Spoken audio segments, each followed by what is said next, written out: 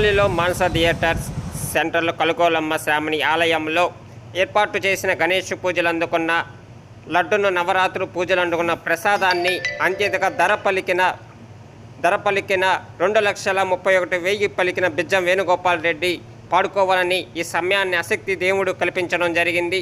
లడ్డు ప్రసాదం ఎందుకు ఏమి చేస్తావంటే నా వ్యవసాయ మిత్రులు, శ్రేయాభిలాషులు, నా స్నేహితులు, నా రైతాంగంలో వాళ్ళ పొలంలో నాకు చల్లడం నేను సొంతం చేసుకున్నాను. ప్రతి ఒక్కరూ చిన్న పురుకోసు కట్టిన కార్యకర్తతో సహా ఒక భక్తి భావాలతో 9 రోజులు ఆ కార్యక్రమం చేసి నెరవేర్చిన ప్రతి ఒక్కరికి, ప్రతి భక్తుడికి నేను కృతజ్ఞతలు తెలుపుతూ ధన్యవాదాలు తెలుపుతున్నాను. అంతేకాకుండా లడ్డు పాడటం అనేది పాడాలనుకొని ఎవరో నాతో ప్రేరేపించి కాదు, నాకే ఇష్టమని నేను పాడాలని, రెండోసారి పాడాలని అదే పనిగా 1 గంట ముందు వచ్చాను.